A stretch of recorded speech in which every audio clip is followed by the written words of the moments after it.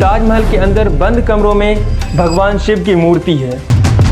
ताजमहल एक शिव मंदिर है जिसका असली नाम तेजो महालय है। मक्का संस्कृत के शब्द मक्केश्वर से काफी मिलता जुलता है, जो कि भगवान शिव का नाम है। हो सकता है कि काबा शरीफ एक टाइम पे हिंदू टेम्पल होगी। एक्चुअल में ये कोई इतिहासकार नहीं बल्कि एक सन की आदमी थे। उनके हिसाब से Jesus peace be upon him India में आए थे और वो यहाँ से कृष्ण नीति सीख कर गए। तो जो पूरा क्रिश्चियनिटी धर्म है वो असल में एक वैदिक धर्म यानी एक हिंदू धर्म ही है। उनके दिमाग में एक ही सवाल घूमता है कि इस 22 बंद कमरों में क्या छुपा है। जरूर अंदर कोई भगवान की मूर्ति होगी।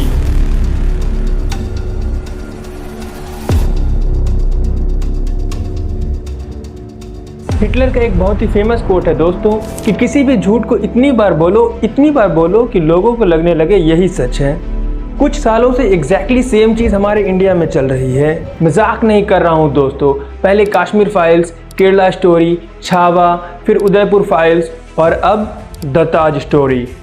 अभी तो इसका सिर्फ एक ट्रेलर ही आया है जो इंटरनेट पर इतनी जहर उगल रहा है। पूरी मूवी आनी अभी बाकी है।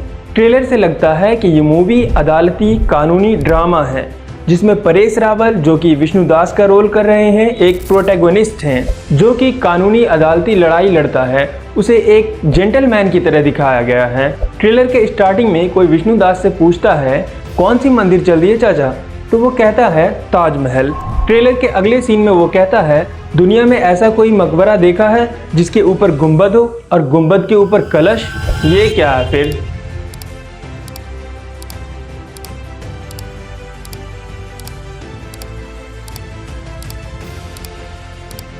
अरे बाप रे, ये तो धोती खोल रहा है। इन्हें गुंबद पर कलश तो दिख गया लेकिन कलश के ऊपर अल्लाह लिखा हुआ नहीं दिखा। आगे वो कहता है ताजमहल का डीएनए टेस्ट करवाना पड़ेगा। अगले सीन में विष्णुदास के पीछे मुस्लिम्स को बिल्कुल गुंडों की तरह दिखाया जाता है, ये कहते हुए कि विष्णुदास पहले तू अपना डीएनए टेस्ट करवा ले।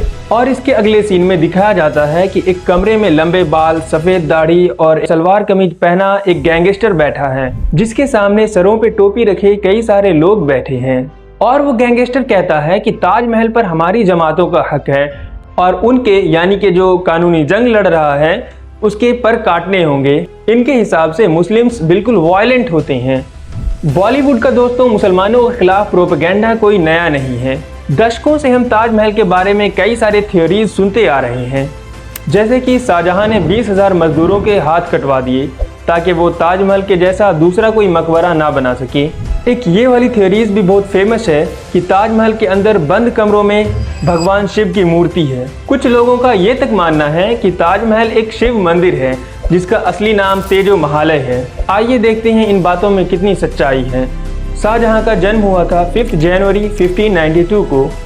उनका असली नाम था शिहाबुद्दीन मोहम्मद खुर्रम, जिन्हें Shahjahan king of the world का नाम दिया गया। उनके पिता का नाम था जहांगीर और माँ का नाम था जगत गोसेन। दूसरी तरफ मुमताज का जन्म हुआ था 27 अप्रैल 1593 को। उनका असली नाम था अर्जुमंद बानो बेगम। उनका मुमताज महल नाम शादी के बाद पड़ा। शाहजहां और मुमताज़ की शादी हुई थी साल 1612 में। शाहजहां की कुल 3 बीवियां थीं, कंदहारी महल, अकबराबादी महल और मुमताज़ महल। लेकिन इन तीनों में सबसे ख़ास थी मुमताज़ महल। ये दोनों शादियां तो सिर्फ राजनीतिक रिश्तों के लिए हुई थी। शाहजहां का जो प्यार था वो मुमताज़ महल के लिए कहीं ज़्यादा था। उन्हें मलिका-ए जहां यानी क्वीन ऑफ द वर्ल्ड कहा जाता है। मुमताज़ महल का जो पैलेस था उसे प्योर गोल्ड और प्रीशियस स्टोन से सजाया जाता था। मुमताज़ महल का एडमिनिस्ट्रेशन में भी काफ़ी इंटरेस्ट था। शाहजहां जहां भी जाते, जैसे कभी लड़ाई में या डिप्लोमेटिक निगोशिएशंस में, मुमताज़ महल भी उनके साथ जाती। एक तरफ जहां शाहजहां को उनकी दोनों वाइफ से एक ही बेटी हुई, वहीं दूसरी तरफ मुमताज महल से उन्हें कुल 14 बच्चे हुए, जिनमें 7 तो जन्म के दौरान ही मारे गए। अनफॉर्चुनेटली 17 जून 1631 को मुमताज महल की डेथ हो जाती है जब वो अपने 14वें बच्चे को जन्म दे रही थी। उनके डेथ के बाद शाहजहां भारी गम में डूब गए। कई हफ्तों तक वो रोते रहे और कहा जाता है कि वो 1 साल तक आइसोलेशन में चले गए थे मोर्निंग करने के लिए। और जब वो वापस आए तो उनके बाल सफ़ेद हो चुके थे, कमर झुक चुकी थी और चेहरा मुरझा चुका था।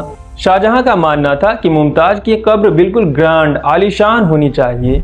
इसके बाद उन्होंने ताजमहल बनवाने का फैसला किया, जिसके चीफ आर्किटेक्ट उस्ताद अहमद लाहौरी, जिन्हें टाइटल दिया गया नादिर असर the wonder of the age. जो व्हाइट मार्बल पे कैलीग्राफी करी गई है वो करी गई है अब्दुल हक सिराजी के द्वारा। 1000 से ज़्यादा हाथियों का इस्तेमाल किया गया था बिल्डिंग मटेरियल्स के ट्रांसपोर्ट के लिए। व्हाइट मार्बल को राजस्थान से लाया गया, जैस्पर को पंजाब से, जेड और क्रिस्टल को चाइना से, टर्कोइज को तिब्बत से, सफायर को श्रीलंका से, कार्नेलियन को अरेबिया से। ताजमहल के अंदर यूज्ड मटेरियल दुनिया के कोने कोने से लाए गए हैं। कुल मिलाकर ताजमहल को बनाने में 22 साल का समय लगा।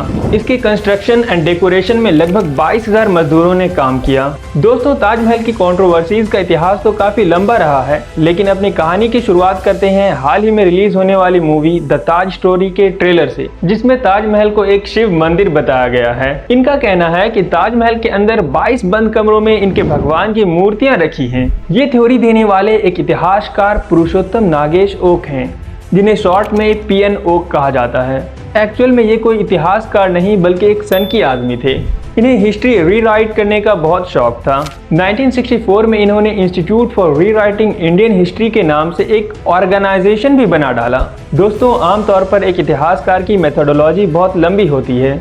एक हिस्टोरियन को पुराने अखबारों से, पुराने मैगजीन से, पुराने डायरी एंट्रीज से, पुराने लेटर्स से, पेंटिंग से, कोर्ट हिस्टोरियन के हिस्टोरिकल अकाउंट से, ट्रैवलर्स ने क्या लिखा था, कार्बन डेटिंग देखकर, ये सब देखकर अंदाज़ा लगाना पड़ता है, समझना पड़ता है कि क्या हुआ था उस ज़माने में।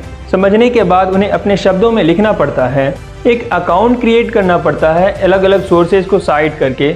उसके बाद उनकी राइटिंग्स को पीर रिव्यू किया जाता है बाकी और हिस्टोरियन के द्वारा, ये चेक करने के लिए कि कितनी एक्यूरेट है किसी हिस्टोरियन के द्वारा लिखी गई उनकी अकाउंट। लेकिन पीएन ओक की मेथोडोलॉजी इन सब से बिल्कुल अलग थी।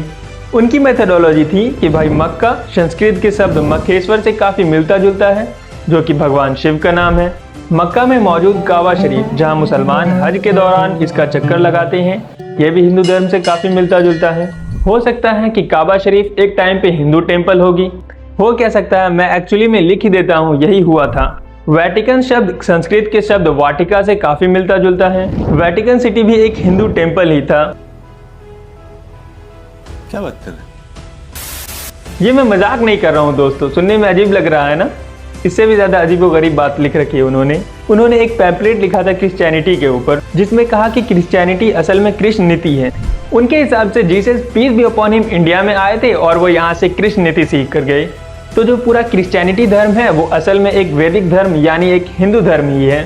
इतना ही नहीं, उन्होंने कहा था कि इस्लाम और जुडिज्म भी हिंदुइज्म से ही निकल कर आया है, क्योंकि इब्राहिम सुनने में ब्रह्मा जैसा लगता है, उनकी वाइफ सारा सरस्वती होंगी, मोजेस महेश होंगे यानी शिव। ये वाला गाना उन पर बिल्कुल फिट बैठता है। अब ताजमहल वाली टॉपिक पे वापस आए तो पहली बार पीएन ओक ही थे जिन्होंने ताजमहल को एक हिंदू टेम्पल बताया। इनके राय में मुगलों ने कोई भी मॉन्यूमेंट बनाया ही नहीं। पहली बार इन्होंने साल 1965 में ताजमहल को एक राजपूत महल बताया।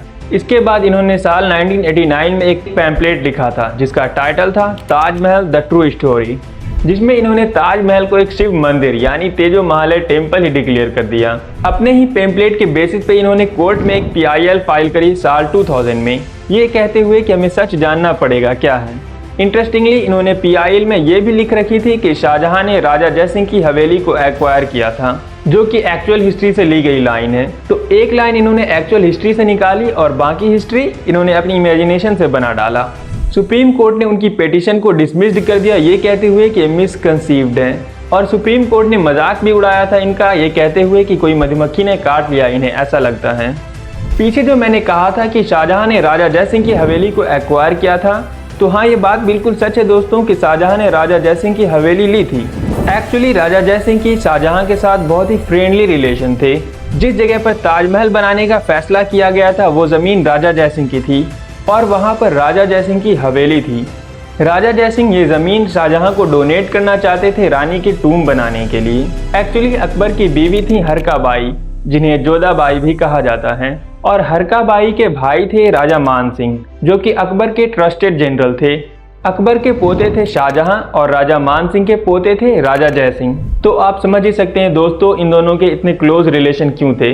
यही रीज़न था कि राजा जयसिंह ने अपनी ज़मीन को फ्री में ऑफर किया था शाहजहां को अपनी मुमताज़ की टूम बनाने के लिए, लेकिन शाहजहां ने यह ज़मीन फ्री में एक्सेप्ट नहीं करी। शाहजहां ने रिटर्न में राजा जयसिंह को 4 हवेलियां दी। एग्जैक्टली ये जो ट्रांजैक्शन थी इसे ऑफिशियल पेपर पर रिकॉर्ड भी किया गया था, जिस पर डेट भी लिखी गई थी 28 दिसंबर 1633। और ये फरमान आज के दिन जयपुर के सिटी पैलेस म्यूजियम में रखा है। पीएन ओक के इस क्लेम को सुप्रीम कोर्ट ने तो डिसमिस्ड कर दिया, लेकिन इतना सा से ताजमहल को शिव मंदिर कहने वाले संतुष्ट नहीं हुए। उनके दिमाग में एक ही सवाल घूमता है कि इस 22 बंद कमरों में क्या छुपा है, जरूर अंदर कोई भगवान की मूर्ति होगी। हाल ही में सबसे ज्यादा चर्चा में तब आया जब 2022 में एक बीजेपी पॉलिटिशियन रजनीश सिंह ने इलाहाबाद हाई कोर्ट में एक पिटीशन फाइल करी कि ताजमहल के 22 बंद कमरों को खुलवा दिया जाए, क्योंकि इन बंद कमरों में भगवान शिव की मूर्ति है और ये ताजमहल नहीं बल्कि एक शिव मंदिर है। कोर्ट ने फिर से इसे खारिज कर दिया और कहा कि ऐसा करके पीआईएल सिस्टम का मजाक बनाया जा रहा है। असल में बात यह दोस्तों कि एएसआई के सोर्सेज ने इंडियन एक्सप्रेस को बता दिया है कि ये 22 रूम्स नहीं बल्कि एक लंबा सा कॉरिडोर है जिस पर दरवाजा लगाया गया है।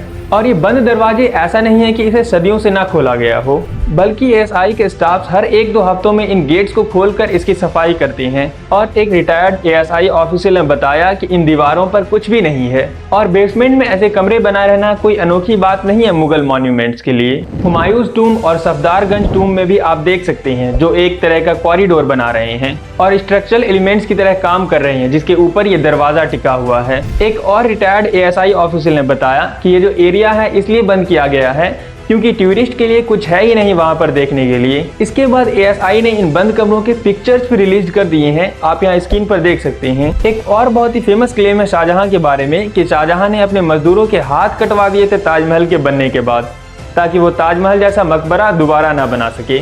ताजमहल को बनवाने में आज के हिसाब से 50 अरब रुपए से भी ज्यादा का खर्च आया था। उस टाइम पे किसी राजा महाराजा के पास इतना पैसा था ही नहीं कि वो ताजमहल बनवाने की सोच भी सके। जिस टाइम पे ताजमहल बनी उसे मुगल आर्किटेक्ट का गोल्डन पीरियड कहा जाता है। इसी टाइम पे दिल्ली का लाल किला और जामा मस्जिद जैसे फेमस मॉन्यूमेंट्स बनाए गए। इनफैक्ट ताजमहल को बनाने में 20,000 से ज्यादा वर्कर्स काम कर रहे थे। उनके रहने के लिए शाहजहां ने ताजगंज नाम से एक शहर ही बनवा दिया जो कि आज भी ताजमहल के साउथ गेट के बाहर है। उन मजदूरों की जो पीढ़ियां हैं वो आज के दिन तक उसी जगह पर काम को करते हैं और अपने एंसेस्टर्स के स्किल्स को प्रैक्टिस करते हैं। चलो एक टाइम के लिए मान भी लें कि शाहजहां ने उन मजदूरों के हाथ कटवा दिए, तो जो उनकी पीढ़ियां हैं उन्हें तो ये बात मालूम होगी, लेकिन वो भी इससे डिनाई करते हैं। ऐसी थ्योरी सिर्फ और सिर्फ पीएन ओक जैसे सनकी आदमियों के द्वारा फैलाई गई है, सिर्फ और सिर्फ अपने धर्म को महान बताने के लिए। 2009 में व्हाट्सएप आ जाने के बाद इन थ्योरीज को और भी ज्यादा हवा मिलने लगी। Taj Mahal one of the 7 wonders है जो कि एक यूनेस्को वर्ल्ड हेरिटेज साइट है। ये बातें इन लोगों को चुभती है कि ताजमहल का क्रेडिट मुसलमानों को क्यों दिया जा रहा। हमें प्राउड होना चाहिए कि ताजमहल जैसा अजूबा हमारे देश में है जहां हर साल लाखों टूरिस्ट आते हैं। वीडियो इन्फॉर्मेटिव लगा तो हमारे चैनल को सब्सक्राइब कीजिए और अगर आपके किसी दोस्तों को लगता है कि ताजमहल एक हिंदू मंदिर है तो उसके साथ ये वीडियो जरूर शेयर कीजिए। मिलते हैं अगली वीडियो में, शुक्रिया।